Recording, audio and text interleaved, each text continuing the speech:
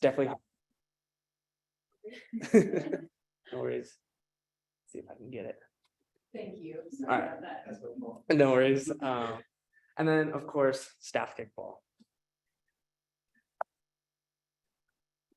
Okay. Some personal takeaways.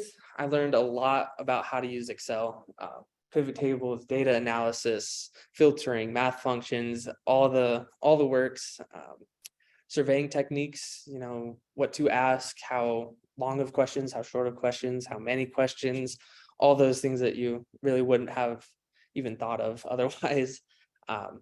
Leadership skills, organizational skills, also what it means to work at a nonprofit, and just an organization as a whole, how to be professional, that kind of stuff.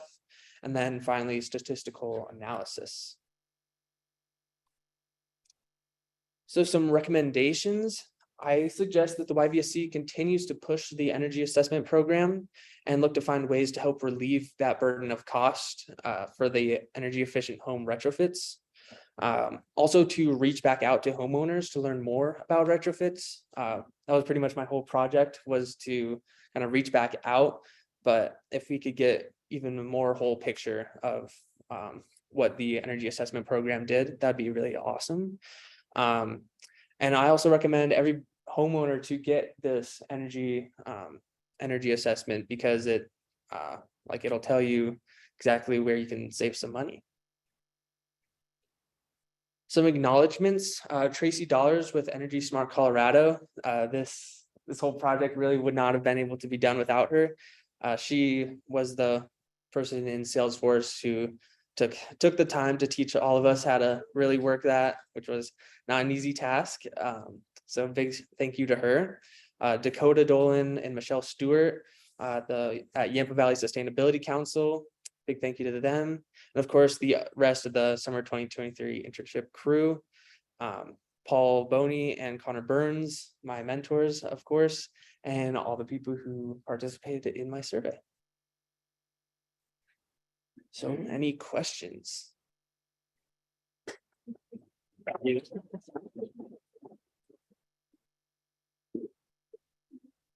Thanks. Any questions? I gotta ask. Yeah. I might have missed this, but is there a cost for the assessment?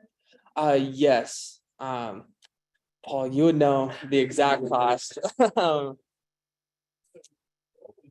want to be free because people basically. So we're trying to keep.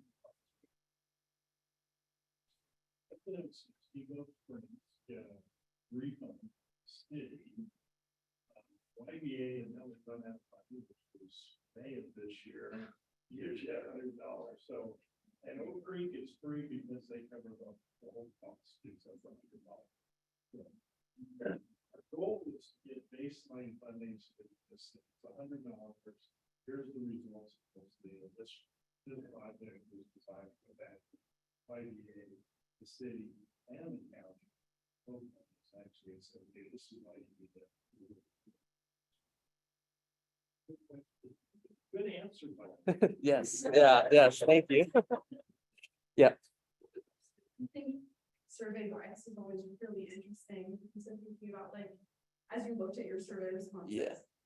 what do you think the bias was? Do you think it was more likely that people participating in the survey that had implemented Yeah. things because they wanted to be proud to say, like, I did this, Yes, we did look at that. And then we were trying to go back through the original 448 in Salesforce, so that we could kind of eliminate that survey bias a little more. But it ended up not the Salesforce didn't really have all the retrofits. So we couldn't really say that was accurate.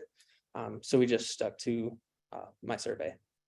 But thank you for asking. And you might talk about how the survey helps us fill in the gaps on what was and tell them what Salesforce is about. Yeah, Salesforce, it's this huge database that that the energy assessment program kind of worked in, where they had your name, address, all the basic stuff, and then also here's what the assessment said to do, and then also the retrofits. And with my survey, we found like as you saw, 73% did make retrofits. And so when going through that in Salesforce, we probably found like 10 that actually matched up in Salesforce. So that's how we were able to deduce that Salesforce wasn't 100% accurate. Question here. Oh. Our large percent renter, remote homeowner, landlord, second homeowner. Target this category of properties and homeowners. Is that asking about like rental? Second homeowners, landlords that it sounds like are more, second home, third home. Yeah. I think that's Yeah, Connor, would you like to I answer? Yeah, best I could think about that would just be, of course, getting the assessment. Even though it's a second home and you're probably like have all the lights off and hopefully the AC off, definitely still finding ways to seal it would be good. But yeah. For sure. And I think, the target, how to reach these people Yeah. will be obviously the most difficult part, but they're obviously skiing, they're in town for however long, so if we have any kind of way to maybe get on the mountain or get in these networks that they have, obviously, for those couple weeks that they're up here, so definitely targeting wherever they go, if they're Yeah. shopping at natural groceries, whatever. And I think you can base it around like, hey, you're only here for X amount of the year, why don't we, you can do this to save, so. And the city just completed a survey, I don't even want to call it a survey, completed an analysis. Who lives here full time? Who owns a home here and comes to visit? Who owns a home here and rents it out more than not? So hopefully our partnership with the city will let us mine that database. A great intern project. Applications are working. There's one more question in the chat here. You did a very nice job highlighting that energy retrofits are a climate solution that everyone can take now, especially while our energy grid is in the process of transitioning to more renewable resources. In addition to cost, did you hear any comments about lacking access to professionals to help with retrofits? How might your project connect to the broader workforce development opportunities?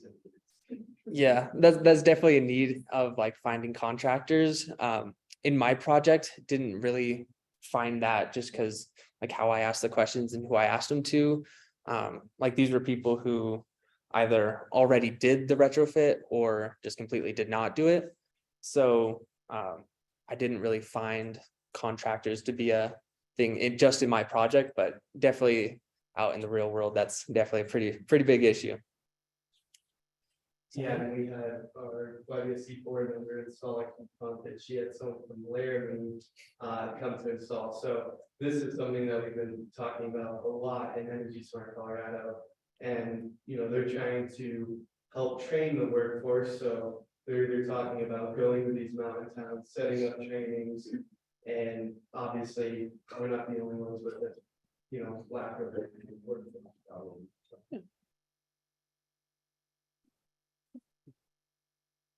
All good.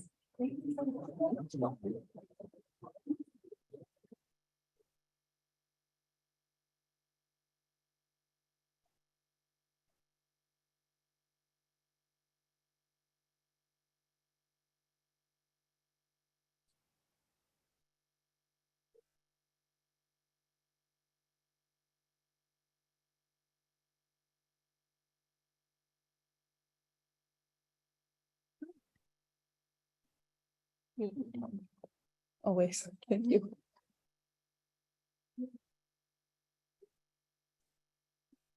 Well, thank you so much, Tyler. That was an awesome overview of your project.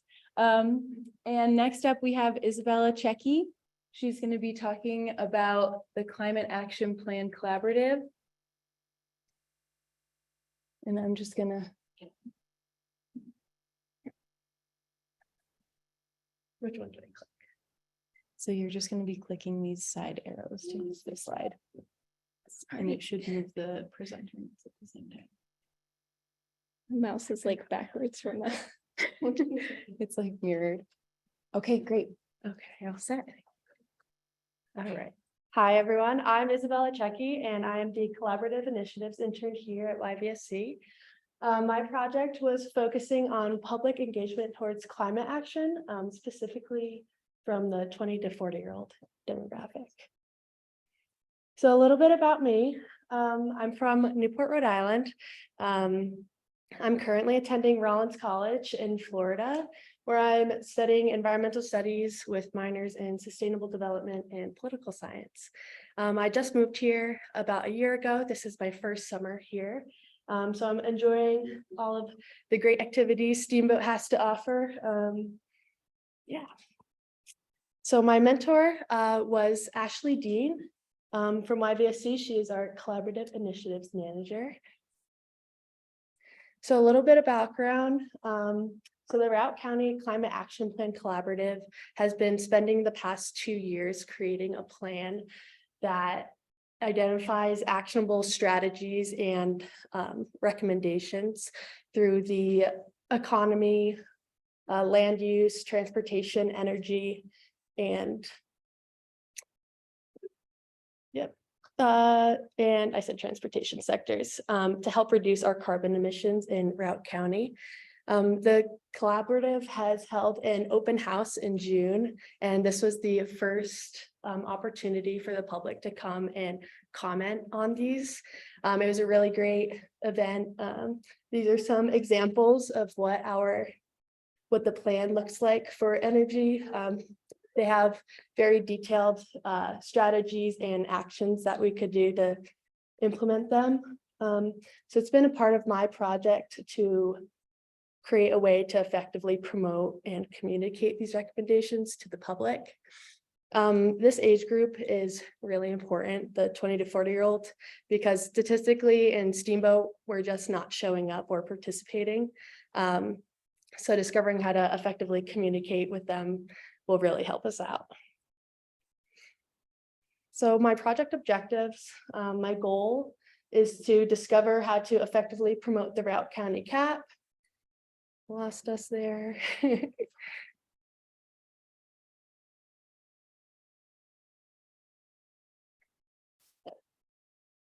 let's go back. Yeah, okay. Yeah, so our goal, promote the CAP and enhance communications to the public for YVSC. Some of the questions that I answered for my project are, how are other organizations successful in community outreach? Which outreach strategies motivate climate action? And what incentives motivate climate action, and what are the barriers that restrict it? So I implemented a post-CAP open house survey just to see how well the collaborative relayed information. So you can see I only had about a 12% response rate out of 150 attendees, and that's pretty normal for this social work, but over 60% of attendees thought we did very well at communicating our recommendations. I also asked if they think that we will make a difference towards climate change and climate action, and over 50% said we will. So for my methods, I observed Walking Mountain Science Center organization in Eagle County. I interviewed some staff members, Elizabeth Bauer, she is their marketing and community initiatives planner over there, as well as Gina McCracken, who is the climate action plan manager over in Eagle County. I created the post open house survey, a climate action survey. I held multiple face-to-face conversations and other interviews. So this is an example of some of the questions I asked in my climate action survey. So how old are you? Where are you getting most of your information? Are you participating in climate action work, and what are you doing? And have any of these below kept you from taking part in climate action? So do you feel too far removed? This isn't going to affect me in my day-to-day life. I'm overwhelmed about the amount of things needed to do to make a difference. I'm too busy or focused on other issues. I'm stressed or anxious about climate action things, or I'm not too concerned or interested. So some key takeaways from my CAP open house.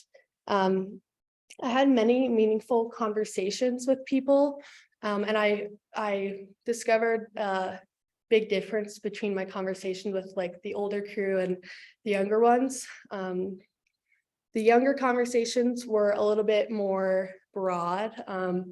For example, one of the barriers keeping this younger generation from participating is the wealth gap in Steamboat. Our younger people can't really afford to take time off work or attend events like this with like the little time that they have. And also the cost of living in Steamboat is a lot. So most of our workforce here commutes either from Hayden or Oak Creek or other places, and that's a really big commute. So this population can really benefit from more accessible public transportation and other things. So another question I asked at the open house was if they'd be willing to become politically involved, and over 60% said they would be. So for my climate action survey, I mostly got most of my feedback from my personal network and sending it out to people. I also shared it through email, social media, mostly Instagram, and I also attended the farmers market. I had a tent and I gave out free popsicles in exchange for doing my survey. I bought 200 popsicles and only gave out 10. So yeah. But I got a really great response. I got about 67 responses, and over 55% of them were between the demographic that I was looking at, which is really great. Can't really see it very well, but this question right here asks if an increase in education and accessibility to resources would help you become more engaged in climate action. And over 55% responded said, yes, it would be. And then a really great response here. Do you feel like there's a disconnect between public knowledge and emerging research, news, and science behind environmental issues and climate change? We had a really great response. 83% of people said, yes, there is a disconnect. So that's really significant. I also looked at where people are getting their information from. This will be really helpful for future communications. So we have over 45% get their information from Instagram. Then we have word of mouth through family or friends at 40%. Then we have a pretty low percentage for email lists at 24%, which is really great to know because that's where YVSC and the collaborative sends out their newsletters and other blog posts. I also asked what people are doing. Over 70% of people are already composting and recycling. Another 70% are still supporting local businesses, which is really great. And we have about 50% of people are starting to become more energy efficient. So my key takeaways from some personal interviews that I held to figure out what restricts climate action in people and what really motivates them. I had a great conversation with Wynn. She was our waste diversion director here at YVSC. And so people are really reluctant when it comes to recycling because of how problematic it is. There needs to be a lot more transparency with where our waste is going. Here in Stevo, our waste is privatized, so there's no really regulations on where recycling is going to be, if it's actually going through the recycling place or into our landfill. So an increase in education will really help people motivate them to recycle more. I met with the Eco Club at Steamboat Springs High School. I met with Shay, Connor, and Thomas. So they are representing a little bit younger community, which is really good to know because, again, they're also our future. So some of their barriers are time restrictions. So that includes school, homework, extracurricular activities like sports or work. And also our town council meetings are held at an inaccessible time for this age group. They're at like 9 o'clock on a Friday or something during public school hours, so they can't really attend. And the voting age, you don't really want to participate if you're not legally allowed to. So that's one. And then also climate anxiety was a really great conversation. So that climate anxiety is like this attitude of being doomed because our environment is kind of falling to the ground. So also like, how are we supposed to focus on big things like going to college or buying a house or buying a car when, someday there really won't be a great environment for us to live in or for our future generations to live in. So the best way for this group to get engaged is to show them that other people do care and that we are taking our own ways towards climate action and we are doing things. So promoting that a little bit more is really great. So some recommendations that I have for YVC and the collaborative is becoming more engaged with social media and messaging strategies. So that includes like using more humor or other pop culture techniques to message these younger age groups. Having an easy to navigate and captivating website. You really want to go onto a website and have it be really attractive and where do I go? How do I get involved? Some tools you can use is Google Analytics. This is great. It allows you to see how many people are viewing your website and specifically how long they are. So 50 people can click on your website a day, but if they're only looking at it for a minute or two, it's not very significant. And HubSpot is another tool that you can use to create and design a website that is very easy. So anyone in the office is able to access and edit the website whenever they want. For the CAP collaborative, collaborating with higher education and utilizing student projects for CAP implementation, I think would be great. Using students can be a way to also resolve climate anxiety and get them involved. And also I think for the CAP, even starting like an internship program that can, you could give students the opportunity to really help the collaborative out and have all hands on deck for implementing these strategies. And then another one for recycling barriers in Steamboat. There needs to be effective ordinances that provide data to the public about recycling reports. There are no regulations requiring Twin Enviro to report how much materials they recycle. And this is really discouraging people to keep recycling because they don't know if they're actually doing it or if we're just wasting our money recycling. So people will have more faith in something when they know it's reliable. Some personal takeaways, surveying techniques. I created a lot of surveys and only a couple of them got some good responses. So my first couple of surveys didn't get much feedback. So I changed going from multiple long responses to easier to answer to more multiple choice questions.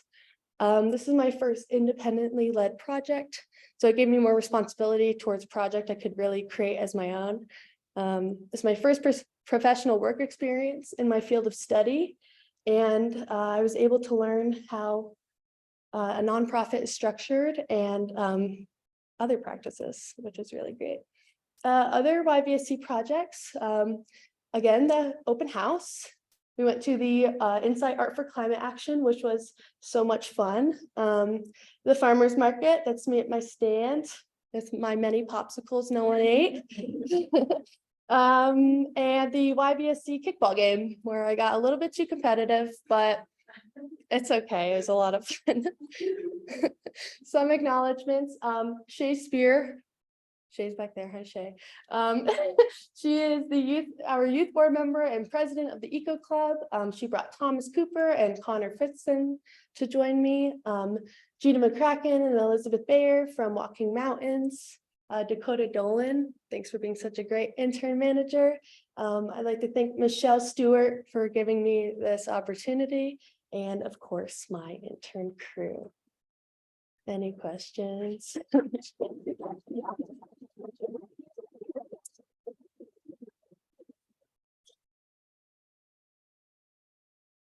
You had a lot of really great ideas that I'm really excited to try and use. For like how to increase engagement. I was wondering, is there one that you think is like your favorite or that you think would be the most effective out of those? I think mostly like the whole like social media thing, like really getting into it on Instagram, I guess, for this age demographic. Like personally, I don't have Facebook, so I didn't look into that because I don't know how to use it. So so that, and I looked at like the Walking Mountains Instagram page, and they're really like, they got it going on over there. So yeah, that. Kate. I think one thing we struggle with in terms of organizational communications is, I think the younger demographics are very accustomed to short form content, taking it news really quickly. And there's also this other side of it where longer form content is preferred by us to share information because Right. oftentimes there's like so much to get across in terms of subject matter. So what do you think would be a strategy for like finding a happy medium? I would say like the short captivating clip that, you know, gets our attention, because our attention span is like this big, and then having more information like in the link or the caption or something. Yeah. Yes. You can talk a bit about the like, at the open house, the grant response part of the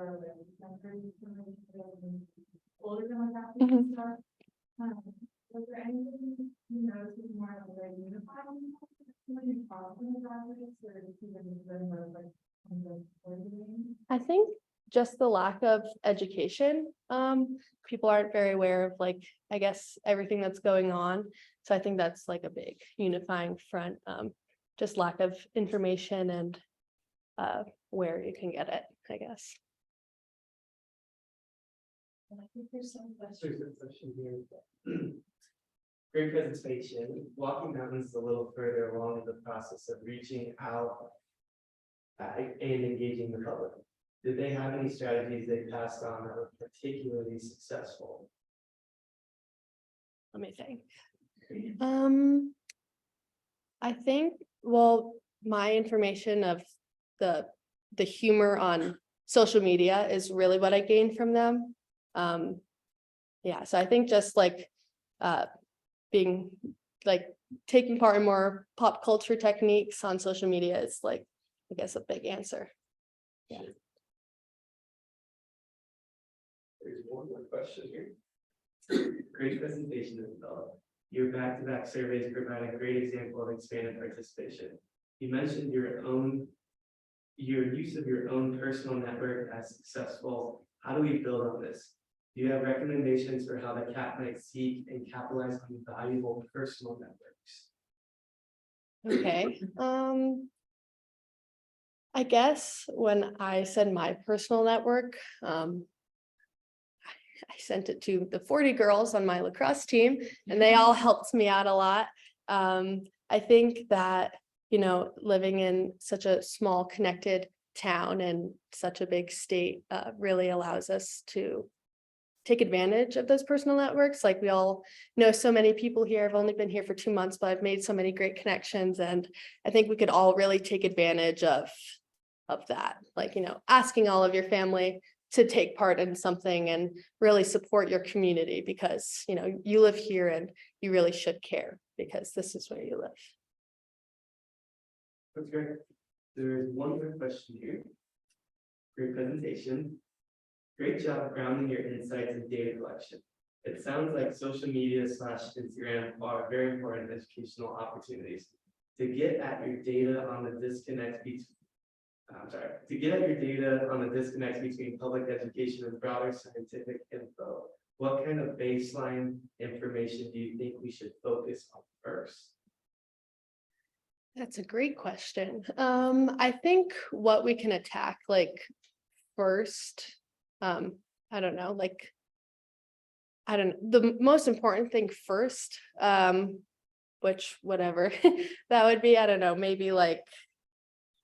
I think the whole waste diversion is a really great place to start because the whole community can come together and really we can make a huge difference immediately if we all go to our town council meetings and ask our council people to start making a change because we really need one. So I think maybe that would be where to start. That's great. Okay, good. Two questions. Okay.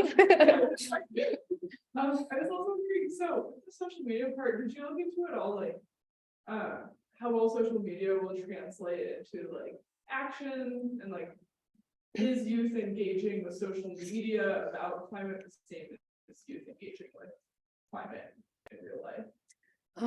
I think if you get a big enough audience, it can translate. We've seen a lot of huge social movements start on social media and then completely translate into real life, like, you know, like the BLM movement, LGBT parades and things. It really starts really small and then there's just so much opportunity for it to blow up. So I think we could totally see a lot of engagement in real life through starting there. Yeah. Thank you so much.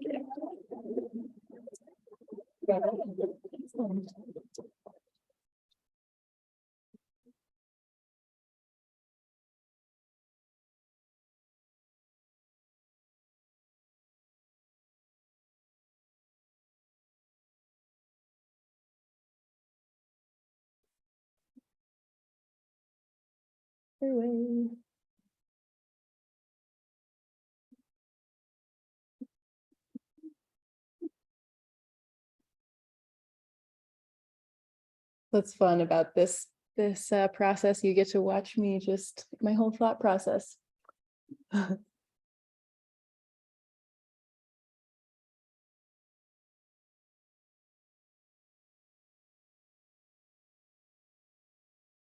Okay, awesome. Next up, we have Chloe Denning, our Resilient Land and Water intern. Oh no.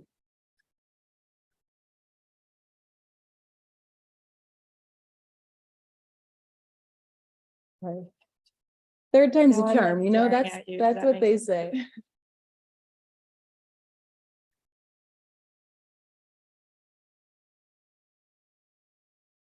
We've got it.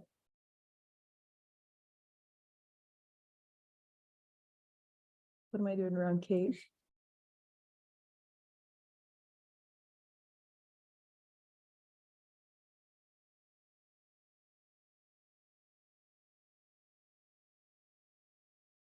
Where's that? Ah, thank you. Okay, take it away. Okay, so I'm Chloe. I'm one of YBSC's Resilient Land and Water interns for the summer 2023 term. And my project has focused on monitoring YBSC's Yampa River Forest Restoration Program. So a little bit about me. I'm a senior this year at CMC. I think I'm our only CMC kid, but I'm hoping to graduate in the spring. In addition to this internship, I also got my permaculture design certificate this summer, and I've worked in Bear Park Permaculture Center for a little over 2 years. I also love all things outdoors, so always looking for new ways to get outside. My YBSC mentor for this project was Ryan Messenger, our Natural Climate Solutions project manager. I worked with 3 main partners. First off, CPW, who manage our Chuck Lewis site, which we'll get into, the city of Steamboat Springs, the Rotary Park, Snake Island, and Wellfield sites are all on city property. And then Rocky Mountain Youth Corps, I worked with 2 main crews, SLC, which are 11 to 13-year-olds, and CYC, which were 14 to 15-year-olds. So the idea behind our Forest River Restoration project is to select specific points of intervention to plant cottonwood saplings to restore our natural cottonwood forest that should be along the Yampa that is not. And the main kind of goal of that is to shade our warming Yampa, sequester carbon, and those trees also provide habitat for migratory birds and slow bank erosion. We also have 4 endangered species locally, the bony tail, humpback chub, razorback sucker, and Colorado pike minnow. And if you're a fisherman, obviously our cutthroat trout population is also super critical. And since we are at the headwaters of the Colorado River Basin, protecting our upstream riparian habitat is really important for downstream health as well. So my goals and objectives for this project were to build a database to track all of our sites, create plot maps with numbered trees so that our RMYC crews and other volunteer crews know where they are in the plot, what tree they're looking at exactly, and pretty much do mortality counts with those. I also was really excited to do youth corps days with this project, and they were such a big help. They did a lot of site maintenance. They helped us pull the invasive reed canary grass that were kind of crowding out those cottonwood saplings. They did some hand watering. We had a really wet spring. It was really hard to get out there and start our irrigation pump. So they did a really great job with that as well. And on my end, we finally got to be able to get out to those sites because it was just so flooded for most of the spring. And I did a lot of mortality counts and started the irrigation pumps at our Rotary site. So eventually, as these trees get bigger, hopefully we'll have a quantifiable temperature reduction from cottonwood shade that we can show to the public to really show off the great work that the retree events do, and also have a measurement for carbon sequestration.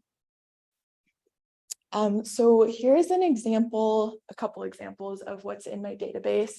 So over on this left side, there is one of the plot tables, and there's 31 of those, so there's a lot of them. They're all numbered, and the only thing in there right now is mortality counts, green being living trees, oh, sorry, green being living trees, and red being dead trees. They're very small right now, but there is room in there for DBH, which is diameter at breast height, which is about 4 feet, 4.5 feet off the ground.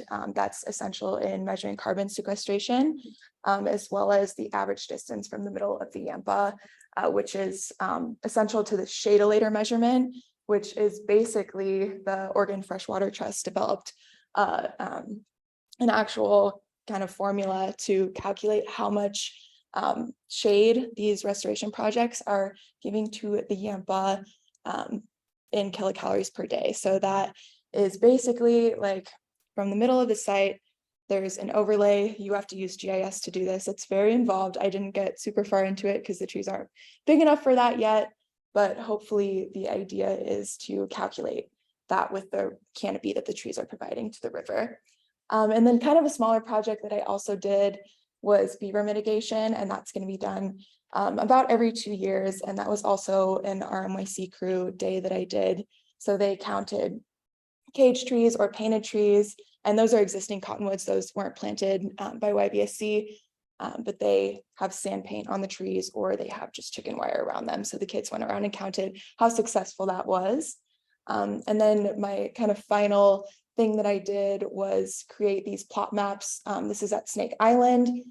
So that's one of our newer sites, and I made 24 of those, but there are 31 plots, but we did lose quite a few at Rotary just because of the flooding this spring. So that will be helpful for RMYC specifically when they go out, so they know exactly what they're looking at. So some key takeaways. This was the first independently led project I've ever done. It was definitely a trial and error process between me and Ryan, really figuring out the best way to display this data for ease of monitoring. And also leading volunteer crews was really awesome. All the kids were great.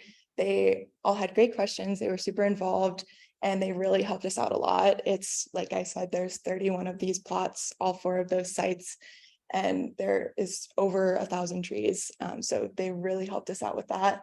And it was also really great getting to work in a nonprofit, just getting to know best practices, structure of it, and what gaps we can fill in the Valley doing that kind of work. So some other YVSC projects I did, I attended the CAP open house, which was great. The Insight fundraiser, which was so fun, so awesome to see so many people there. Also did the wet meadow restoration at California Park, which Macy will talk about in a little bit. And in a week or so, I'm gonna speak with some Yabatika kids about our beaver mitigation sites. So some personal takeaways, I definitely gained more leadership confidence this summer, and really gained an appreciation for natural climate solutions, which are often very small and slow in a culture that values immediate project payoff. But it's definitely going to be so rewarding to see that restored cottonwood forest along the banks of the Yampa, and hopefully that good work will really inspire the community to get more involved with future retreat events. So some suggestions, the youth corps were super helpful. Like I said, there's just so many plots and they are just a great group to involve in. I also think there's really an untapped student base at CMC. Like I just talking to my friends over summer, like they're all CMC students and none of them really knew about these projects at all or what I was doing. And they were so stoked to be a part of it. So I definitely think there's, specifically in the sustainability program, a lot of kids who would love to help out with this stuff if they had more opportunity. And I think if it was broadcasted a little bit more. So some acknowledgements I'd like to make. I'd like to thank Dakota, our wonderful intern program manager, as well as Michelle Stewart, YVSC's executive director, for the opportunity to serve my community in a greater capacity. My RMYC crews, which I mentioned, SLC and CYC, the city maintenance crews, they came out and helped us with irrigation, and that weed canary grass a lot. They have weed whackers, which is way more helpful than just like pulling it off by hand. Also Colorado Parks and Wildlife, and I don't really know about that much. Yeah, CPW, who manages the Chuck Lewis site, and then all of our wonderful interns. Yeah, any questions?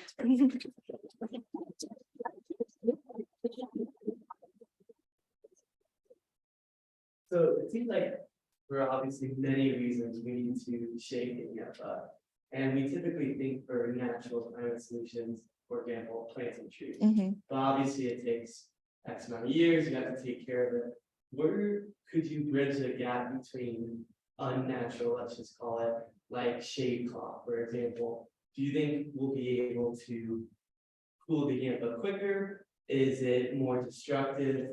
And I guess for most climate, natural climate solutions, are there ways to use more man-made solutions for those issues? I think that there are definitely ways that you can do that. I think just being at CMC and knowing all of our professors and how they teach us to be sustainability professionals. Personally, I think the small and slow is always going to be better in the long run. I think like there's definitely probably ways to shade the Yampa. I know it's probably not super tangible with how big the sites are, but like Agribon, like if there was like post and like Agribon on top of it, maybe that could be something that we could use. But I think just in an effort to preserve the longevity of what that ecosystem should be, I think using those solutions and kind of moving away from like the immediate progress, immediate action now is better in the long term for things like that, because these trees need to be there anyway, so we might as well help them be there now, if that makes sense. Can you talk a little bit about some of your findings with the success or not of the beaver mitigation? Yeah, so the beaver mitigation was actually really successful. There was not a lot of trees that had the sand paint or had the cages that were downed. Something that was interesting though was the water levels that we had this spring were just unprecedented. And so the cages didn't really stand up to that, but the beavers weren't really like going after those trees because they still had the cages on them. They were just underwater. So it was a little hard to like picture what they would be doing if they weren't so flooded. But there was also pretty good indication that the beavers were going for like down trees over them instead of because of that mitigation. So that was pretty cool. It was also interesting though that me and Ryan also noticed that the snow levels were so high that the beavers were climbing above the cages and above the paint. So they had more access to that. So maybe in the future, painting a little higher would be, if we hope to have a winter like we did, which hopefully we do, but yeah. Ew. Sorry. So how can the general public get involved in helping to plant trees, everyone? Mhm. How are you going to market that? Yeah, so we do retree events every October, I think is the best time to plant. It's best to plant in the fall. I didn't really get into a ton of community marketing. I met with Ryan after like we had already secured like the volunteer crews. But I do definitely think that marketing to CMC kids would be a really good idea since we're here and we care and this is what we're studying. So I think it's definitely a good opportunity to do it there. But yeah, I think that's a great question too. And I think there's a lot of work to be done there. Yes. Well, based on your data set, when do you expect to see meaningful reductions in water temperature? If it's too soon to tell. Yeah. when do you need to know? Yeah, I think right now it is a little too soon to tell. A lot of the trees are still dying and like actively dying because they're just so small and the spring is so unpredictable. I'm hoping by time they're like teenage trees, like maybe in like 5 or 10 years or so, there'll be some kind of reduction just with their little mini canopy layer that they're creating because they are pretty close to the water side. So they're planted mostly on the south side so that they can block that. So hopefully there'll be some kind of reduction when they're a little bit older, but it's definitely a very small and slow solution for sure. Question here from Nathan Stewart. Great presentation, Chloe. Do you see opportunities to give living cottonwood saplings some limelight ahead of their more substantial growth? DBH, heavy hitting carbon sequestration. AKA, is there a way we might raise the existence value of these young trees in the eyes of the public? That's a great question. I think that the Yampa specifically here is so valued by our community. And I think if people even just knew, like planting trees is such a like a buzz thing too in the sustainability community. I think if we're just really projecting like we are planting trees, we are restoring our riparian habitat for fishermen and for recreation and for our natural non-human communities. I think that right now carbon sequestration isn't really that tangible. And I think even when they're bigger, that's not really the main goal of the tree plantings. But I do think that if we just really push that this is something that's easy to do, it's probably like a 2 or 3 day project. And it really has an impact is the best way to market to the community for sure. There's another question here from Michelle Stewart. Excellent presentation and projects. You did a great job quantifying survival and connections to carbon sequestration and temperature mitigation. One of the benefits of advancing natural climate solutions in our regions like ours and are the many co-benefits of them. What can you tell us about the co-benefits of riparian reforestation, floral, faunal, and even social? Yeah, I mean, it's so broad and there's so many different ways that our ecosystems affect each other. And I think that understanding all of it is really difficult, but I think specifically protecting our local fish species, definitely allowing people to enjoy the river for longer in the summer. I'm sure we've all experienced the closures. It's really sad to watch that happen. And I think I don't know. I think it's interesting for me to think about too, because I don't fully understand like exactly what happens when, what happens where when you do these kind of projects. And I think it's really unexpected, the different benefits that can happen. And I think that that's definitely something that I would like to continue on in the future.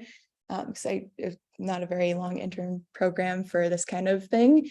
But I definitely think that there's going to be a lot of really unexpected and exciting changes, not even just in Steamboat, but downstream as well as we protect this habitat. So yeah. There's one more. One more question from Rachel Long. Wonderful presentation. Great to hear that CMC students are interested in getting more involved with Retreat and YVS. It seems like there is often a disconnect between CMC students and the Steamboat community at large. So I'd love to see a partnership with CMC grow. That wasn't a question. Just another question. I agree. It's a good one.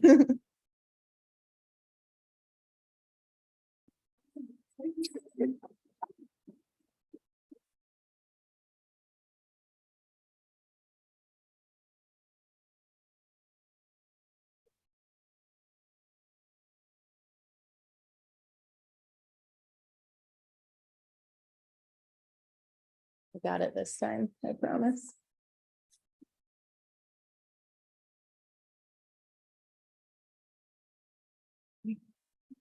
Thank you. Okay, awesome.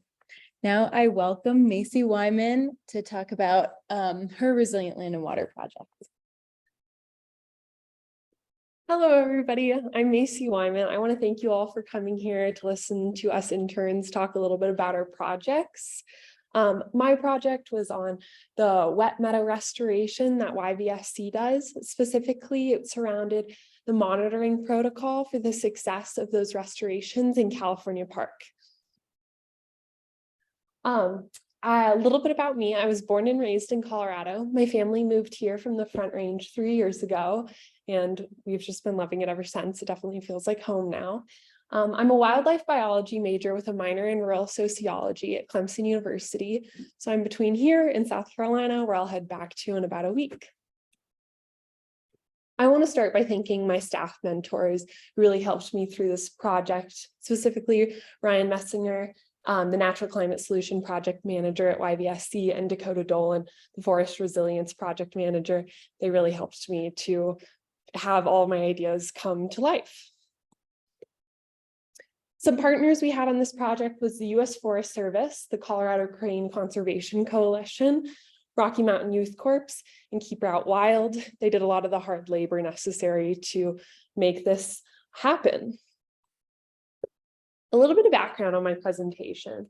Wet meadows are a type of wetland that act as a sponge in our landscape by storing the water longer in our mountain ecosystem. And they're really important as they're critical to drought resiliency, as they hold that water longer in the ecosystem and slowly distribute it to other bodies of water.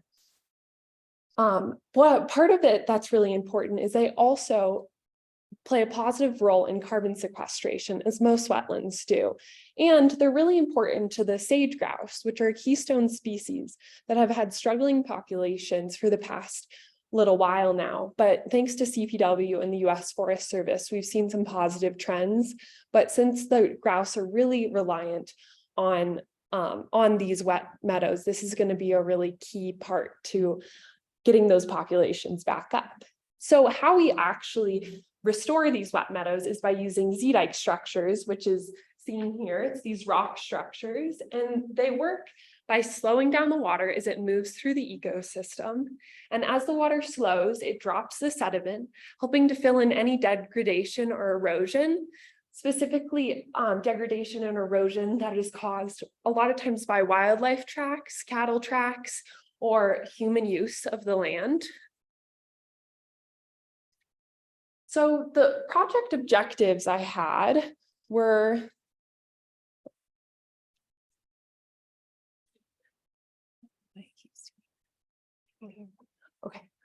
so my project objectives were, my main goal was to develop a monitoring protocol for the wet meadow restoration success in California Park. And the way I was going to go about doing this was by developing a booklet of indicator species and their identification. So these species were able to indicate to us whether or not the wet meadow was thriving because they're dependent on a wet meadow for their own growth. I also created a monitoring protocol with specific steps that could be used if somebody was in the field implementing this monitoring in the future. And so we can get a good idea with the data necessary to understand whether or not we've seen success in these restorations. So some details on these two different objectives were, in developing my indicator species list and their identification, I first obtained a list by the U.S. Forest Service of all of the plant species present in California Park. Then I identified their wetland dependency. So they were either between obligate wetland species and upland species. And I was specifically focused on the obligate species and the facultative wetland species, as I then developed those into my booklet, which is a page is seen here, where I listed key characteristics for identifying them, so that if somebody was in the field, they could have a little booklet to help their own understanding of what the different plants were, and then they could collect that data, and that would tell us the success of the restoration. And then for creating monitoring protocol steps, I did a lot of research. I specifically researched the BLM from the BLM's database, and they have a lot of information on transect lines and best monitoring protocols in science right now.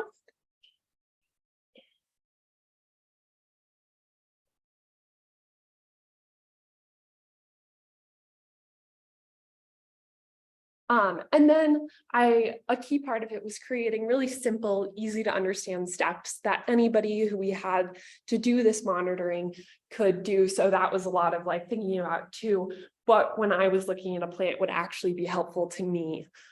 So that was the next step. My key takeaways were that natural climate solutions are really important. And I think there's something that are really quickly overlooked. As Chloe was saying, they take a long time and they don't feel like they're that big, but ultimately I think they are really important. And I think a lot of people can get behind them because they not only restore the land a lot of times and help protect this valley that we really care about, they also bring down the carbon in our atmosphere.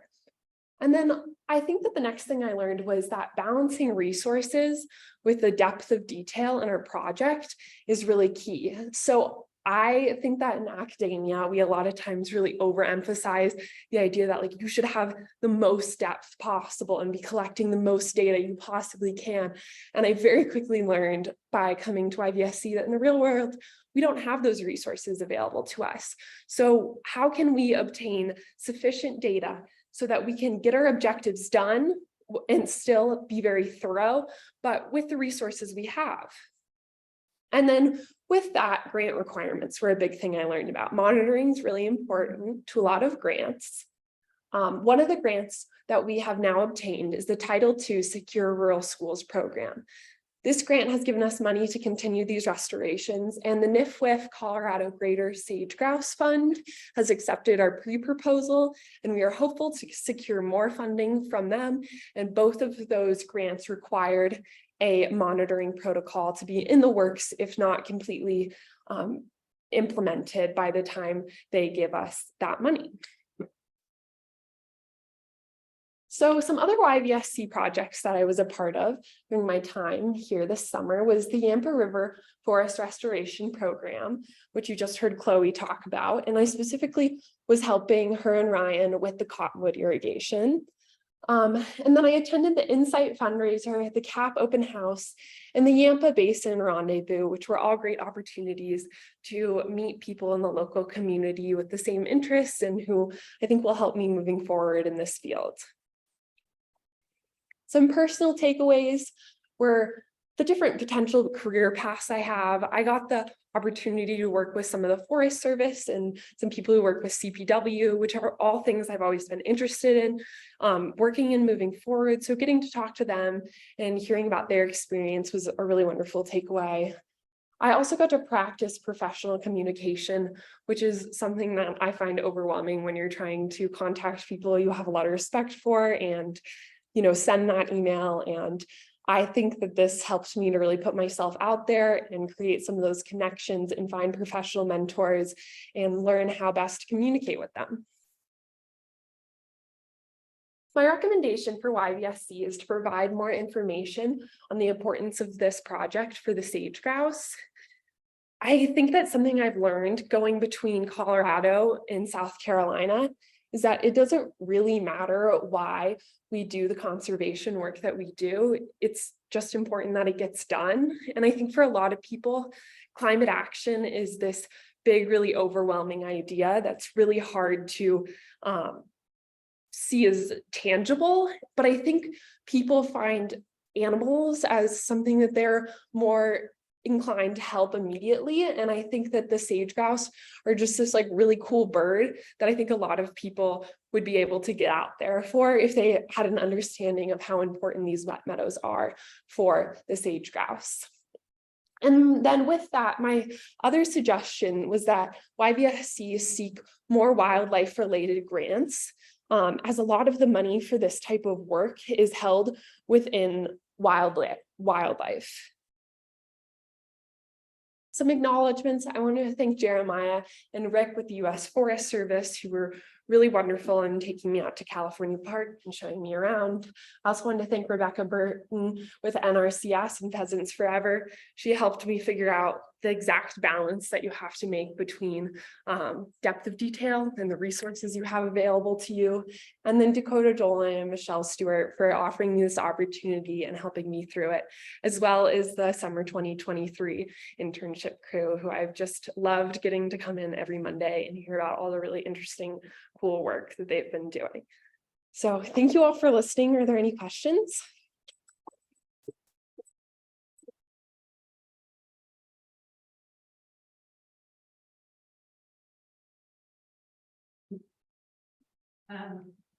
Great to see. Thanks, Mom.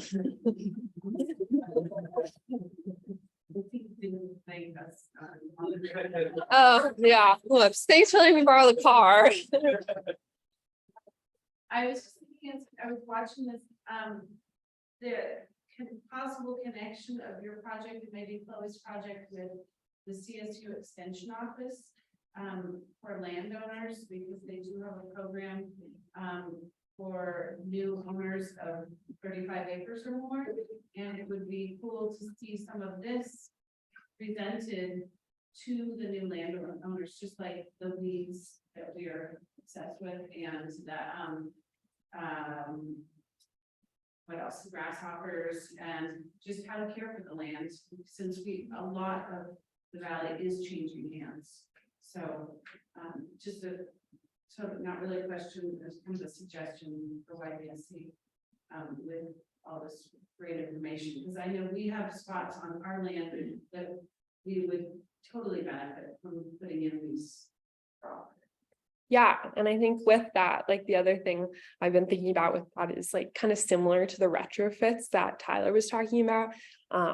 This is kind of like the land version of it, like all these natural climate solutions, and that me and Chloe were talking about. And I think it would be interesting to see if we could potentially find that there is money available for people to do this type of thing, because part of it is that you would have to, you know, have the rock hauled in, or you'd have to invest in irrigation systems. And I think that that is definitely an investment in the valley and in our land, and not just an investment that should fall on the shoulders solely of the landowners. Sammy. I think also like call it CSU extension. Yeah, CSU extension would have good ideas and then how to market it to people in a way where it's like clearly beneficial for the people. And so always thinking about climate change, you know, I study climate change, I totally agree, but I think for a lot of people, it's way more approachable to say like, this is why it's good for you. And then it's like less politicized and less more like, doesn't, you know, trigger this kind of anxiety and stuff like that. So I think that would be really interesting on how you can market it to make it so it benefits the people who are doing it as well. I agree. I think that like that's one thing we've been talking about, me and Ryan have been talking about, is like we have been marketing this restoration project one way to everybody, when really that's not realistic and that's not what everybody's interested in. And I understand that that is not motivating for everyone. So I think that that's one thing we've been talking about, is like how do you look at a different group of people and you say, okay, like maybe we should give money to the landowners for this because you have vested interest in the health and wellness of the land in Steamboat Springs. And then to the landowners, you have an interest in not having your land be further and further eroded. We have two questions here. This one's from Michelle here. Excellent presentation. You do a great job of emphasizing the importance of monitoring and tracking the importance of project implementation over time. Can you tell us a little bit more about what the monitoring protocols entails? Do you see it as being something that anyone can train to do? For example, climate group volunteers.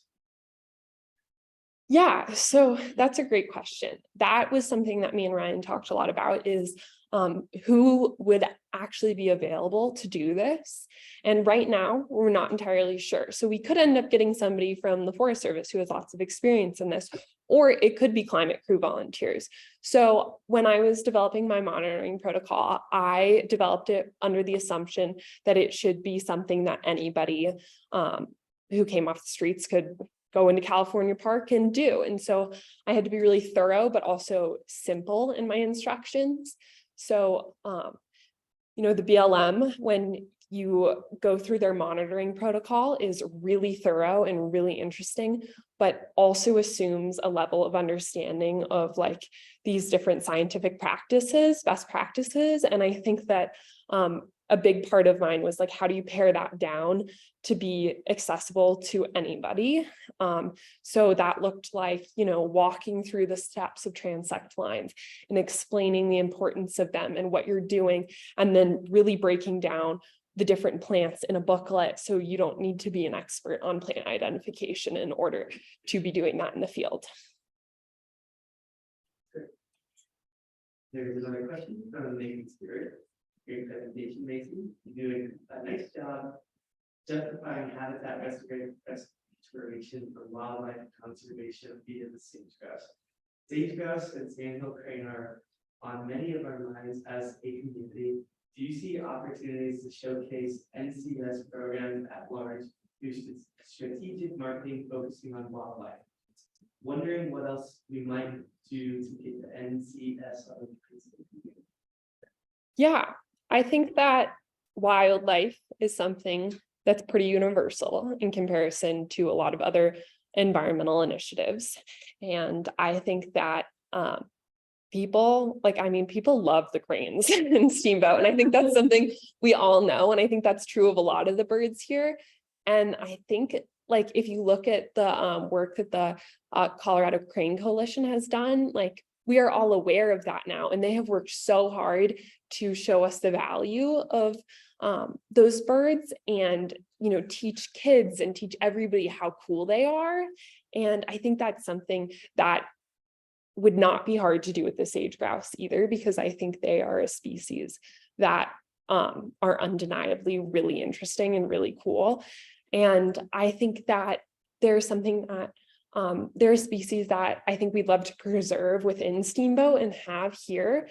And so I think it's a lot about just like getting out there and teaching people about it and making sure people are aware of these species, as well as, you know, I think demonstrating how these programs benefit wildlife and not just have an impact on carbon, like, because I think both they simultaneously are able to do both, but I think there tends to be different value on those things depending on who you're talking to.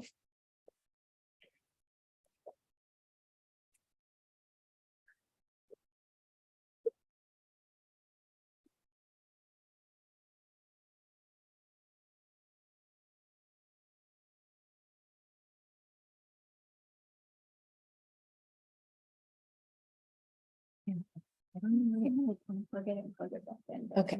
Very. Should I try that? It seems like, because it's like, if I, yeah. I wonder if I like, I don't think it's the screen phone. it's not, because when you don't touch it, it comes back in the same amount of time. So it's just like glitching, which is not ideal. Scooch like this. Here, I could scooch this up. And I moved this up a little, so maybe it's not as much tension. Okay. So it'll be perfect for you.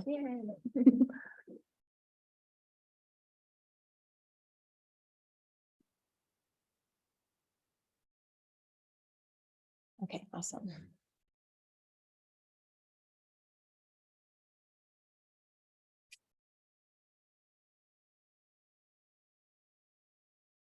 Awesome.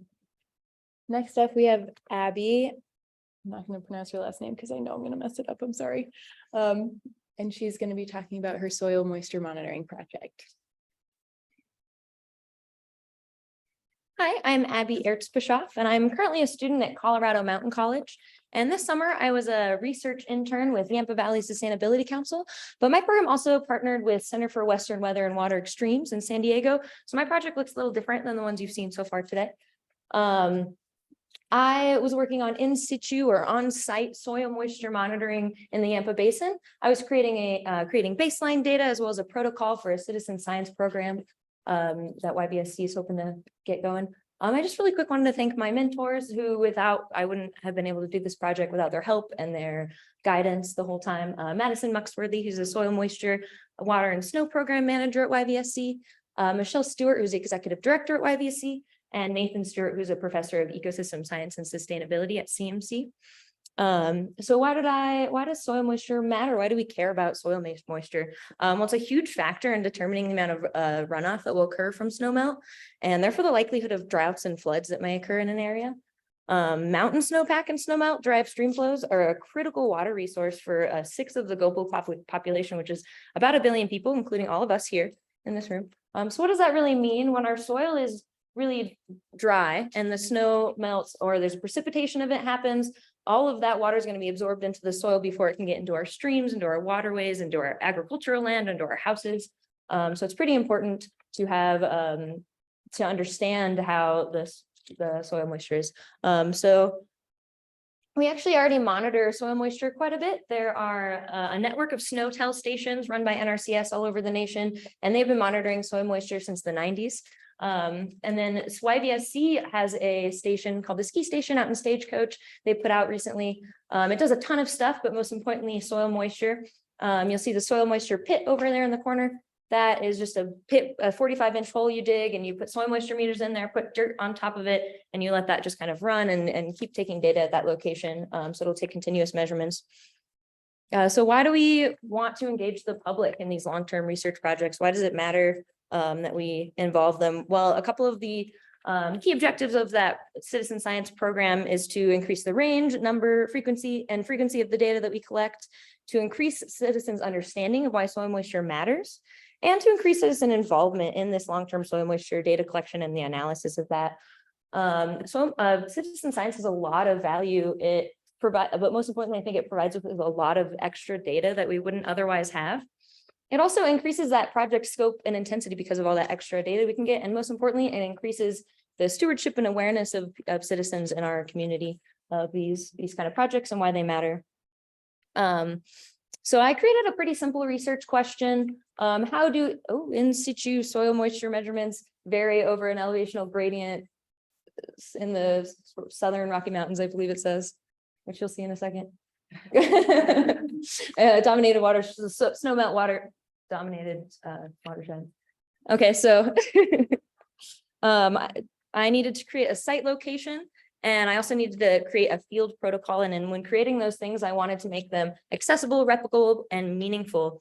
And by that, I mean, I didn't want citizens running bushwhacking through bear country to get soil moisture measurements. I wanted it to be an accessible location. I wanted this location to be somewhere that you can continuously go back to and somewhere that was meaningful to the citizens of the area. But I also wanted to create a field protocol that was accessible to anyone so that anyone could do it, anyone could repeat this process, but also that the data coming from this would be meaningful to us. But does anyone recognize this trail perhaps? Just curious. It's kind of a random picture, but it's so this is Spring Creek Trail, which is in the heart of Steamboat. The yellow highlighted section is just the most popular area. It actually goes all the way north to Buffalo Pass. And you'll see here my 5 site locations that I chose and the elevational gradient that they go over. So along Spring Creek Trail, right next to it runs the Spring Creek, and that Spring Creek runs into the Yampa River. And Yampa goes right into the Green River, which goes into the Colorado River, which is a really important river to a lot of states. So that was kind of a huge reason why I chose this location. Spring Creek's a really awesome trail. It's in the middle of a valley, so it's really shady and has a lot of trees.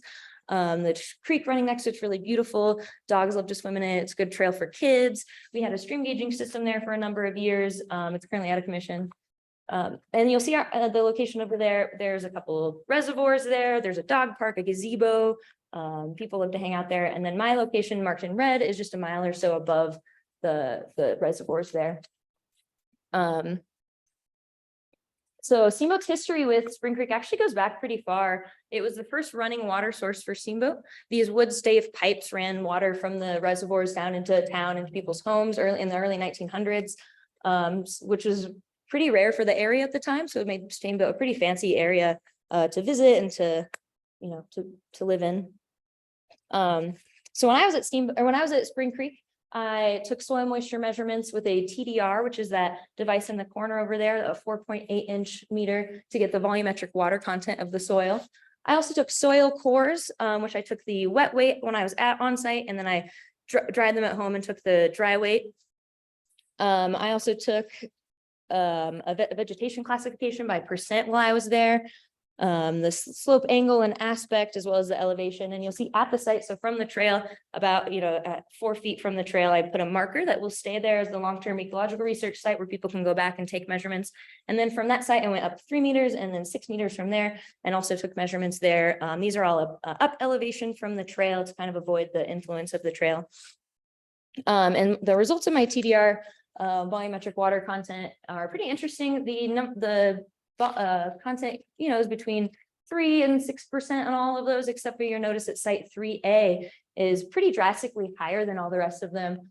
So you can see that their vegetation cover is quite different at all the different locations.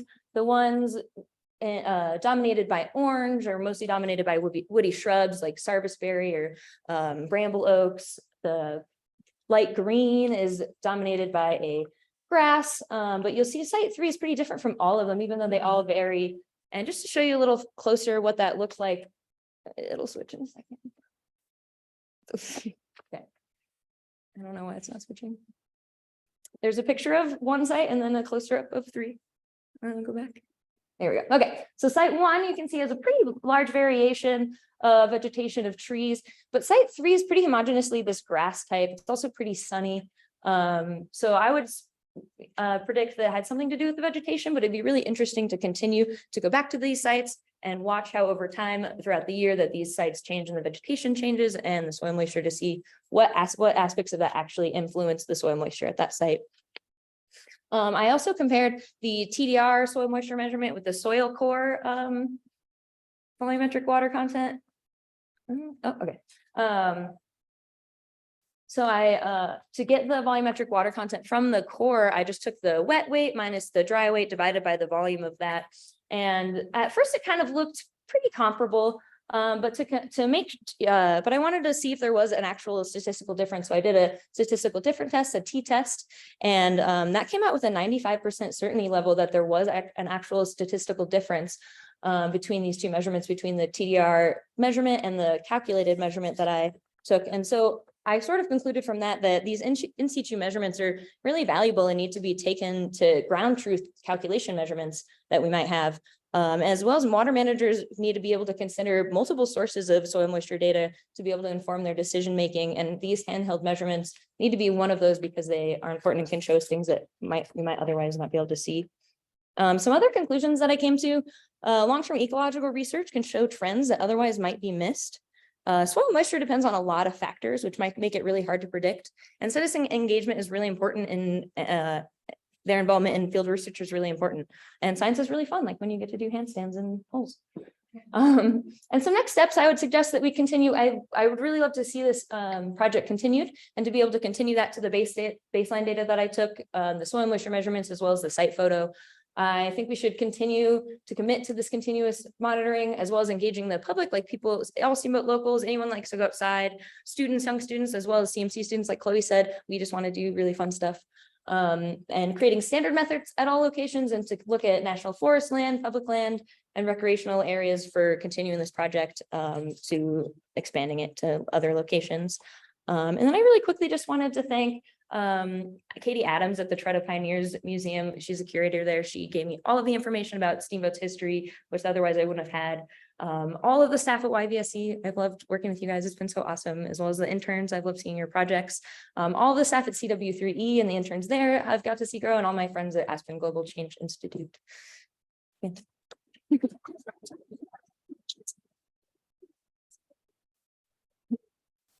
Any questions? Abby. For the citizen science portion, is there like how much knowledge would people need? Like, would there be a learning curve for people to start taking that data, or is it pretty simple? I think it would be pretty simple. We don't yet know the devices that we would want them to use.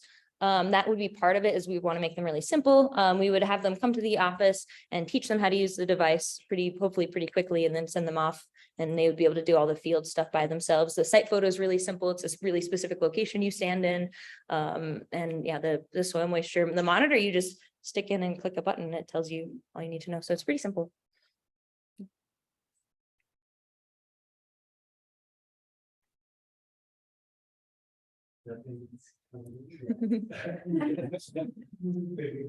Very informative. From Nathan, sir, great presentation. Abby. Do you have a sense of how Spring Creek vegetation or soils might change under dying and warming at your sites? That's super hard to predict because we haven't been monitoring there. Nobody has ever monitored there before.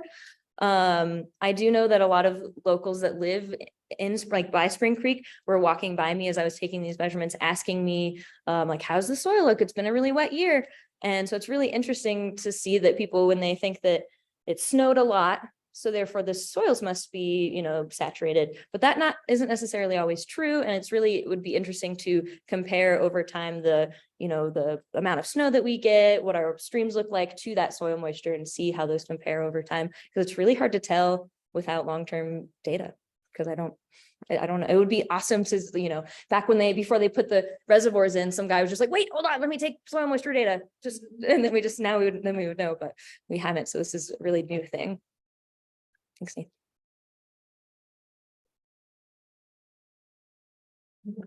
Hey.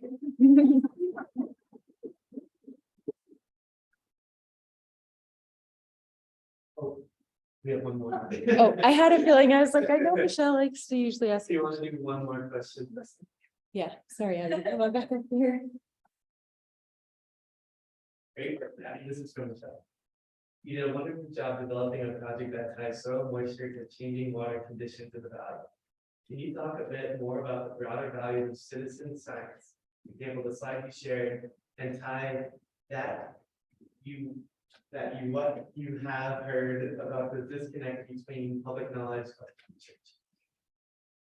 Yeah, I think she's talking about this slide, which had a bunch of other just kind of values of citizen science. So I guess I'll just talk about a few of those. I think citizens, no one, without understanding what soil moisture means to people, like the fact that it influences our stream flow so much, it might sound like unimportant, like dirt, really, right? It doesn't sound like a lot.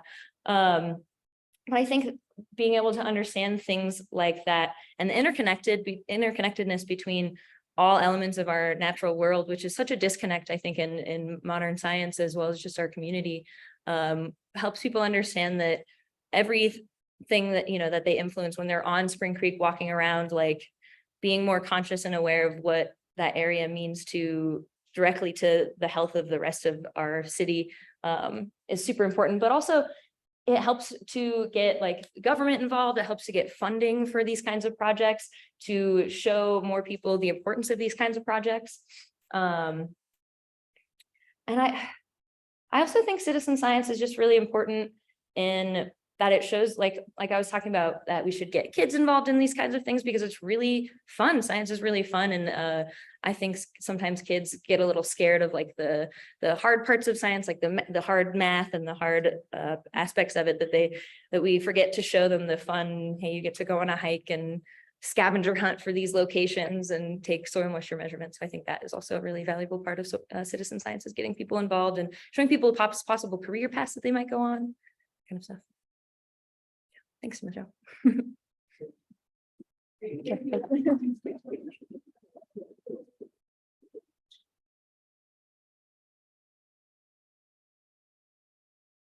I apologize for the technical difficulties. I have no explanation or ideas for that. So thank you, Abby, for being so streamlined with dealing with that. I appreciate that. You did great.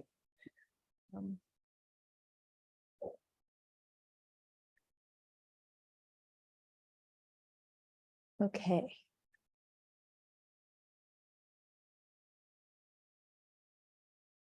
And last but not least, we have Marguerite Pilon, who's been with YVSC since last fall, to talk about her art and community project. Thank you. All right, hi everyone. Thank you for being here and listening to all these presentations. I've loved hearing everyone's, so interesting. Thank you. And this is going to be my third installment in my internship series, so my final presentation of my work with Insight Art for Climate Action, where we work to inspire action and education through implementing YVSC's first art auction and fundraiser. A little bit about me: I grew up in Fort Collins in the Front Range, so I've always loved the mountains and snow, and that's kind of what brought me to Steamboat here. I went to Seattle University and studied art and design and got a minor in environmental studies, which is really where my excitement about combining art and climate science first started. And I moved up to Steamboat in 2021 to ski instruct and be in the mountains and be close to nature. Seattle was beautiful, but I missed that connection piece there. My staff mentors that I've worked with, I'd like to thank Kate Brocato, our communications and program manager, for working with me through the duration of the internship, and then of Dakota Dolan, our internship program manager for this term. And there were so many wonderful partners that we worked with along the way, but especially La Jolla Dulce, who is the host of our fundraising event. So we had the event at their ranch. Thank you to them. And then Jill Bergman was our wonderful resident artist and artistic support for our fundraising team throughout the project. And I realized her piece is right here on the wall, which is so exciting to see that. And then Steamboat Creates is our local arts nonprofit, and they helped a lot with supplies for the event and also gave me some support on my community mural. And then I'd also, of course, like to thank all of the wonderful local artists that submitted pieces for this event. I didn't have a logo for them, but we had a lot of lovely artists that were involved. Some background from my last two internships and then why we really wanted to create this event. When we're talking about trying to get community members engaged and bringing climate science to the public, I think that art can be a tool for that. It's a way to create engagement and education in a way that is accessible to a really wide range of people. And I think it's also important for people to see a bit of themselves in these issues. So I think that art is a way to do that. And it's one of many tools that we can use to help engage more people. So those are really our founding intentions behind Insight, as well as wanting to create an inaugural fundraiser that YVSC can return to year after year. And so my fall 2022 and then spring 2023 internships, I worked on a call to artists and artist prompts that was the connection point of all of YVSC's climate science, and then bringing that to the artists, so putting it in terms that they could translate into art. My objectives for this term are really event implementation. So bringing all of the fundraising work that we've done over the last two terms to the event July 9th at La Jolla Dulce. I would work with the artists to collect the finished submitted artwork and then connect them with the event. I worked on event communications like social media and blog posts. I would plan and sketch a community art piece to be completed at the event. And I would conduct an artist ethnography, which is a research project around the artists and their work. And then I would continue to support the event planning team, fundraising, with all the logistics behind putting this huge event together. So the event was a huge success, I think. Thank you to everyone that came here. It was July 9th at La Jolla Dulce. We had 27 artists submit original artwork. Over 35 pieces we received in the submission process, which I think was a really great turnout for our first year of doing this. The event raised over $45,000 for YVSC in the end, and we had over 180 attendees from the community. There were 30 event sponsors and 45 different auction items, from a dinner at Elkstone Ranch and backcountry ski with a scientist. We had some really exciting auction items for everyone to bid on. And then out of all the 35 submitted art pieces, 31 of them sold in the live and silent auctions. So I think that was a really good turnout for the artists as well, to support their work and have it sell in something like this. Moving on to the community mural piece, we as a fundraising team wanted to have an interactive art piece of this event.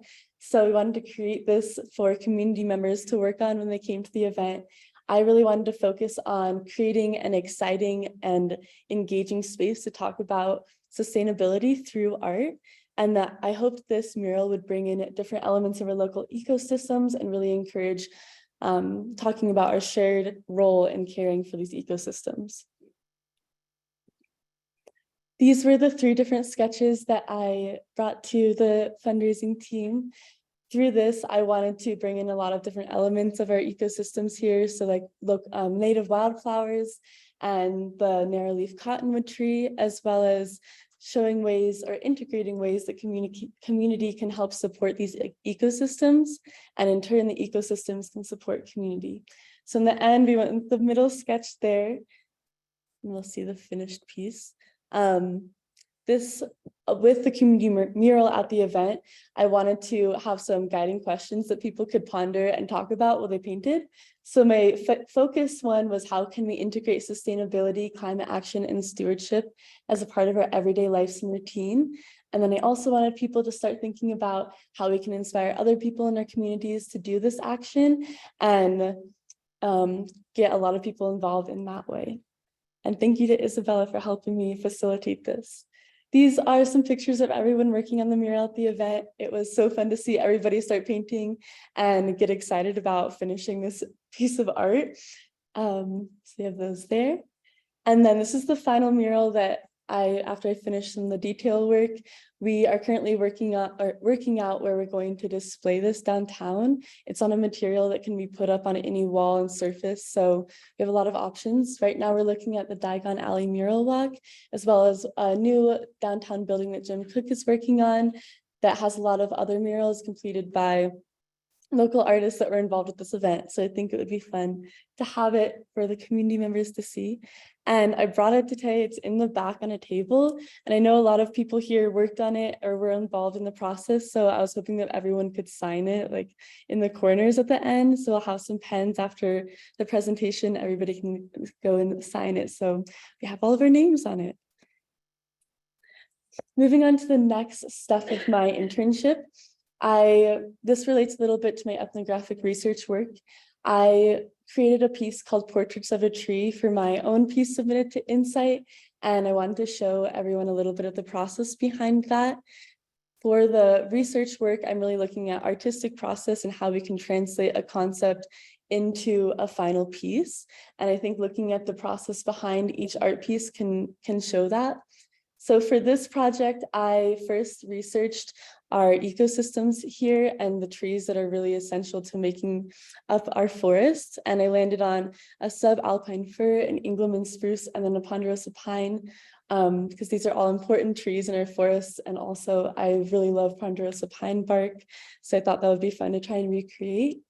And then my next step was material collection. So you'll see the finished piece in a couple slides, but it's made out of aluminum cans. So I found cans along the Yampa River and in my own recycling bin to repurpose for this project. I also took some bark samples from different spruce trees that I just found on the ground of the forest. And I took bark photos of all the trees. And then I resourced some reclaimed wood from the dumpsters outside of my studio to put these pieces on. The next step was the preliminary sketches. So I sketched out each shape of the tree bark on some tracing paper, and that kind of laid the outline of the shapes for it. And you can see those sketches there. And then I worked on cutting, arranging, and nailing these aluminum shapes together based on the sketches I did, and then based on all the different pictures I took of the tree bark. And then my final step was coloring, painting, and framing these pieces. I didn't have many pictures of this process, so that's more of the aluminum there. And then this is the final piece of all three of the tree barks there. I thought that I was able to bring in a lot of different elements of our artist prompts, from resilient land and water area and then waste diversion, to create this piece. And it became a reflection of our forests, and how I think there's a little bit of an education element that can be seen here. At least with me, I've been able to recognize these trees better now that I can point out the shapes that their barks make. And that can be extended in different ways to different people, like breaking things down by shapes. I think is a really cool way to look at things. So moving into the artist ethnography, there's a lot here, so I'm going to try and boil it down for time's sake. But an ethnography is a observational and qualitative study of people and their lived experiences. So in this case, it was looking at the artists and then the relationships to the artistic process. My main central research question for this was, what is gained in the translation process of science, specifically climate science, into art? So through this, I would look at how the artistic process revealed how the artist would go from a concept to a final work of art. And I would look at how the artist prompts, science, the artist's lived experiences, social and cultural factors are realized in the final piece, as well as how artistic choices like material, size, medium, and display all help to bring all of these things together. My settings and methodology for this, I am looking at people here in the Yampa Valley, specifically all of the artists that submitted work for the event, as well as YVSC staff members that made up the work behind all the prompts, and then the fundraising team that ultimately wrote the prompts for the artists. And the area is the Yampa Valley, so all of our existing counties here, our watershed, our national forests, the different mountain ranges, and the towns and communities that exist within that. And most of my data comes from field notes and different excerpts from conversations. So things like talking to the artists at the event or talking to them around town in different galleries. I used a lot of photos from in-progress work from the artists, studio snapshots. I looked at their artist prompts as a central piece, materials used, and then excerpts from our team meetings.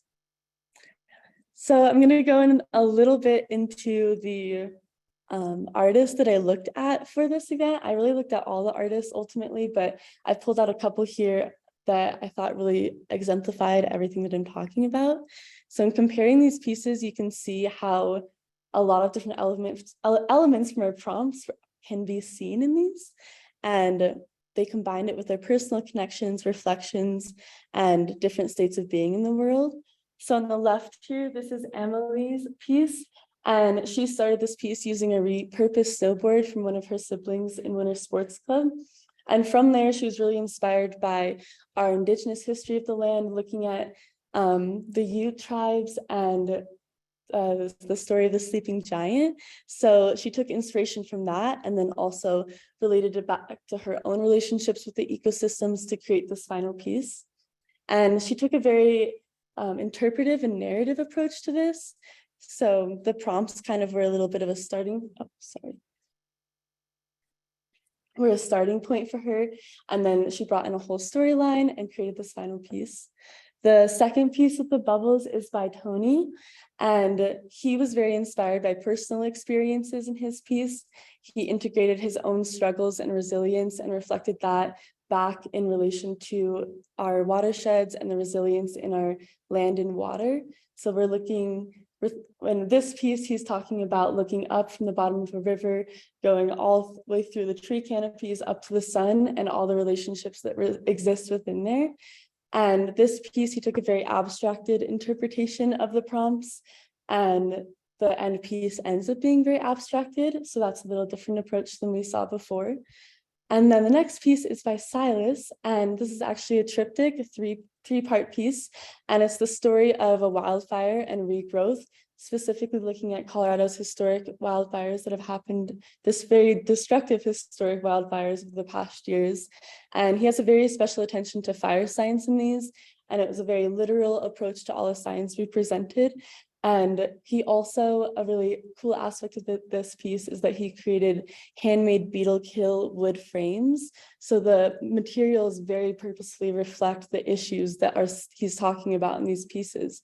And so again, he took a very literal narrative approach. It has a beginning, middle, and end in his piece.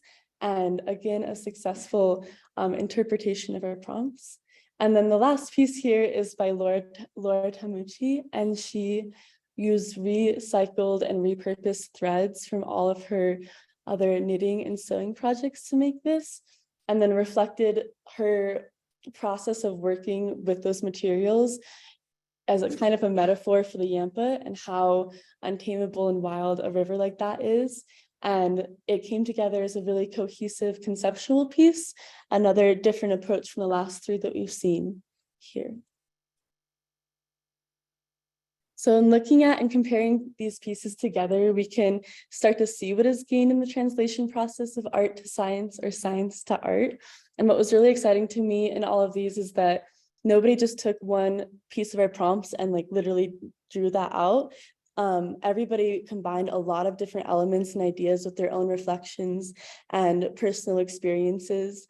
And so in that, each piece becomes an imprint of the artists. You can see how they are in the world. You can see their emotional states. You can see how they relate to these issues and see themselves in these issues. And all of those factors play together to reveal the final piece. And each approach, whether it was narrative or interpretive or abstract, I think that they were all really successful in the end in relaying our prompts and supporting YVSC sustainability goals and the science that you all work with here.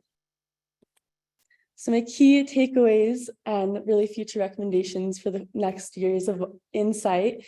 I think that this event was a really exciting and successful first year trial that we did. And Michelle in one meeting once said that the threads of this will travel very far. And I think that that's true, is that what happened at that event and planning it and everything is really inspiring and exciting to see. And I think that will travel far and influence a lot of people. So in the future, we're hoping to put together an artist steering committee to guide the artistic process and help bring artists into this event. We saw that a lot of the pieces ended up selling for a lot less than what they were worth, which is kind of the nature of the auction.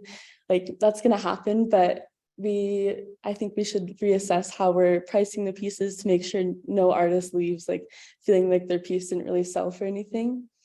For the artist prompts, this really relates back to my research, but I think it's important to find a balance between energizing and educating the artist, but also not to be too restrictive with them.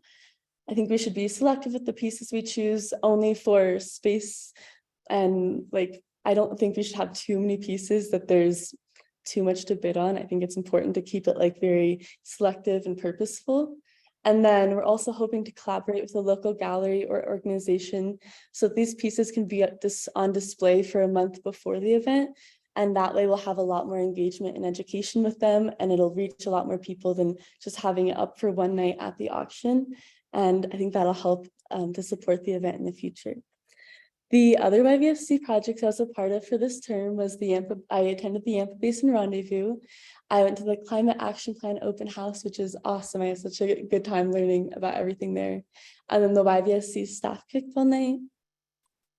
And my personal takeaways, this has been a huge project and it's been really exciting to see it through from the beginning to the end. So that's been just a really incredible opportunity and I'm really thankful for that. I don't have this on there, but working on the mural was a really huge task and I've never worked on something at that scale before. So that was a really good opportunity as well. And then it's really great to see the excitement and interest locally from all the artists and from everyone involved with sustainability about doing a unique project and work like this. I had an increased understanding of climate science and our surrounding ecosystems.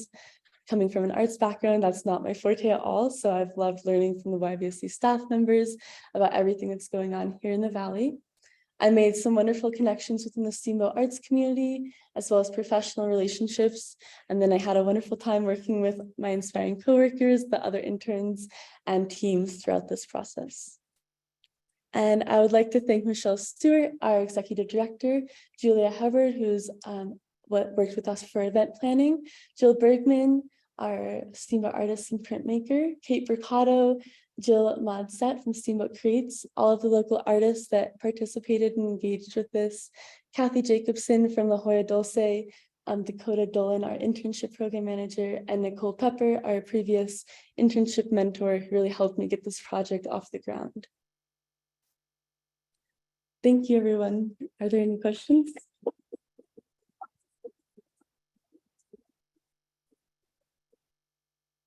Hey, yes. I think. Hi.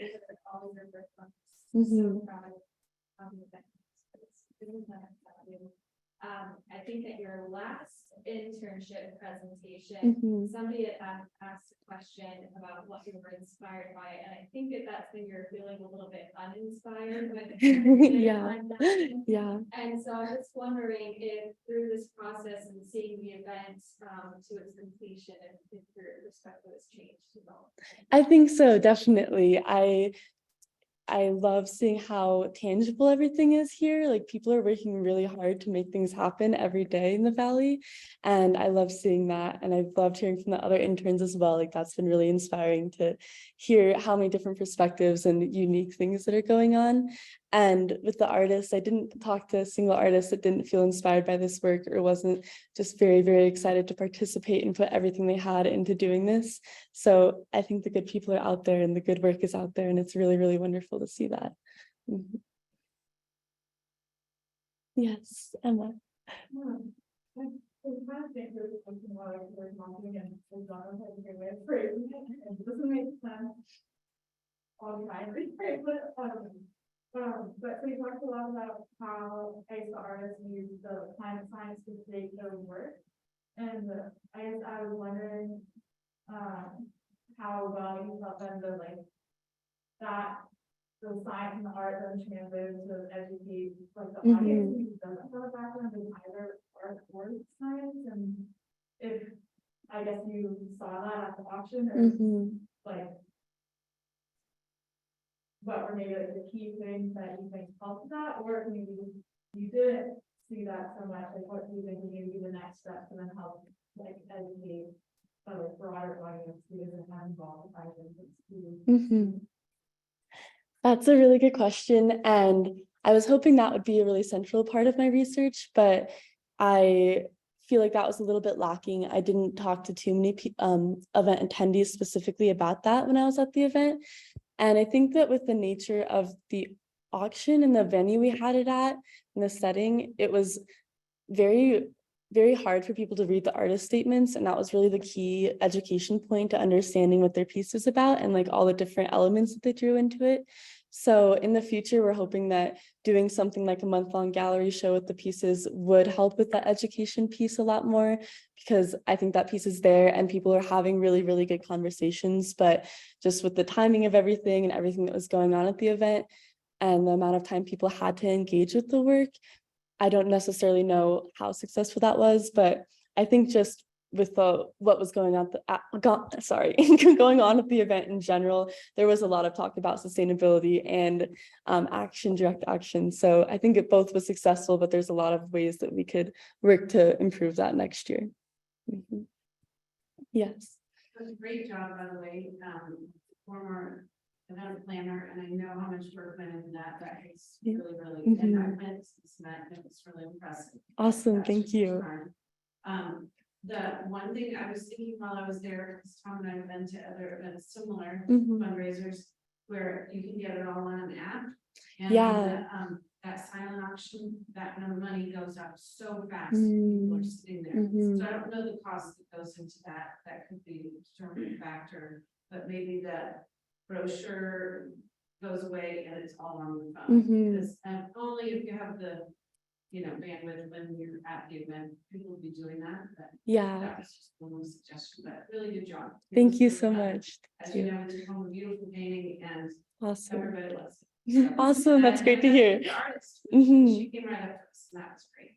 Great, that's great. Yeah, we're hoping that having the artist there would be a good connection point. Yeah, definitely. And we've talked a lot about that element of it. We were missing really a lot of technology for it for this first year, I think. And we had talked about doing an online auction at the beginning of everything, but with the time we had, we couldn't really put it together. But I think in future years, that's going to be a really important aspect to bring into it. Yeah. Yeah. Any other questions? This is from Michelle here. Wonderful job, presentation, and overall contributions to our community's expanded relationship between climate action and art. Can you tell us a little bit more about what you heard the artists say about their own potential first or new experience creating a piece of art with the intention of communicating the value of medium climate action? Would you say the experience or act activated them in new ways? And do you see any opportunity to use the arts or the process of creating art as a way to connect more broadly with the public to activate them in climate action? Okay. Thanks, Michelle. Wonderful questions always. In terms of the artist, I was surprised that a lot of the artists were already doing work in this sphere. A lot of their art was already informed by what's going on here in the Yampa Valley environmentally. I think just because of the nature of where we live, a lot of people live here because they love our ecosystems. I had some really interesting conversations specifically with an artist that is from the Bahamas who talked a lot about how he had been doing similar work back home. And when he moved here, he wanted to do something where he was talking about the environment through his art. So I talked with a lot of artists about how they had previously done this in their work, but I think this event was so intentional and very pointed for that end goal that a lot of artists hadn't had experience with that before. So I think that was the new piece for the artists. Everyone that I talked to was really excited about getting involved in future years and being a part of this event and continuing to do this work. And I've had a lot of conversations with people about doing other gallery shows that are similar to this, or just continuing this on in other ways throughout the community. For the second half of the question, you may need to reread it. I forgot it. Let's see. And do you see any opportunities to use the arts or the process of creating art as a way to connect more broadly with the public to activate the climate action? Yeah. It's a great question. I definitely see a lot of value in doing this. Even throughout my internship, I did some different projects with kids, and like the aspen tree project that I did was, I think, art-based, craft-based, and then as well as the I cut out pieces of paper and did this big collage of different parts of our ecosystem for Earth Day at the base. And I think if anything, it's a starting point of conversation. So if the connection point is over art, you can move on and have further conversations from there. If everyone's doing something communally, doing something together, it's a great way to bring people together and talk about these things. It's difficult to put into practice, but I think that there's a lot of value here in a lot of ways, and we can explore a lot of different avenues with this. Thanks. This question is from Nathan Stewart. Wonderful presentation, Marguerite. Powerful example of art as engagement in co-creation and expanded awareness of climate action. A comment or reflection here. Art, like science, so often feels exclusive given how we teach and experience art in the US. Your approach to art and science and the first inaugural insight break this barrier in so many ways. Keep up your impact work. That wasn't but and then there's one more question here from Rachel Long. I love your passion for combining art and the environment. Very cool to see the different and unique approaches each artist does. You seem to have a knack for fundraising events too. Do you plan to continue in the nonprofit realm and with fundraising events throughout your career? In other words, what's next for you? That's a great question. I honestly wish I knew what was next for me in a lot of ways, but I've never worked with a nonprofit before, and I absolutely loved it. I thought a lot about doing this kind of work in college, so it was great to have the experience of working within one and seeing how they manage and work. So I definitely see myself working with more nonprofits in the future. And I think just with my values, that's kind of where I lie. But we'll see what's next for me. Yes. Awesome. Thank you.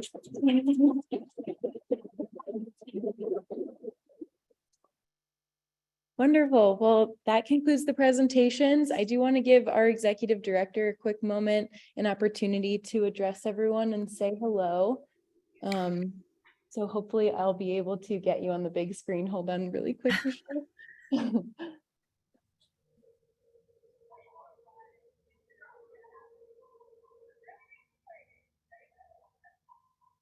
Do we have sound? We can hear you. I'm just gonna transfer this over to the big screen and put you on. Cool. Okay, great. Michelle, you have the room. Great. Well, thank you so much, everyone. And I wish I could be there in person, but it has been, I'm inspired, not even being in the room. I just want to say a warm thank you to Dakota Dolan, who did an extraordinary job stepping forward this term as our internship program manager. The projects are always a great illustration of the work and mentorship that Dakota puts into it. So thank you, Cody, for your great leadership. And really, thank you all, our interns, for your wonderful contributions, not only to YVSC and bringing your intellect and inspiration and commitment to sustainability and climate action into the service of our work as an organization, but hearing your presentations today, it's incredible what you single-handedly created and collectively created for our community, across the gamut, ranging from energy to the arts to our resilient land and water, even intersections with research. I just want to say thank you all. Our internship program, it's now moving into its 3rd year, and each presentation is very impactful, very moving. I'll say, as someone who's been working in sustainability and climate work for now over 20 years, listening to energized, bright, and committed young rising leaders is truly what keeps all of us moving forward. So you've reinstilled hope, I think, in all YVSC staff, our board, all attendees in this room. And so I just say, keep it going. Thank you so much for joining us as an organization. And our internship, really just the program itself, remains a real highlight for us as an organization. So congratulations on very successful projects. We look forward to keeping in touch with you. And your presentations were professional, articulate, and very moving and inspiring. So thank you all. It's going to be a wonderful day for all of us because of everything you've done, and we look forward to keeping in touch. Awesome. Thanks so much, Michelle.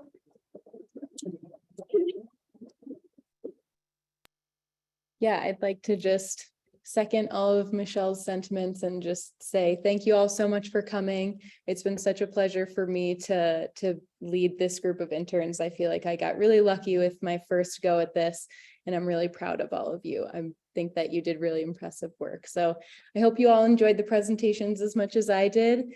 And please feel free to help yourself to more coffee and treats on your way out. Thank you, guys.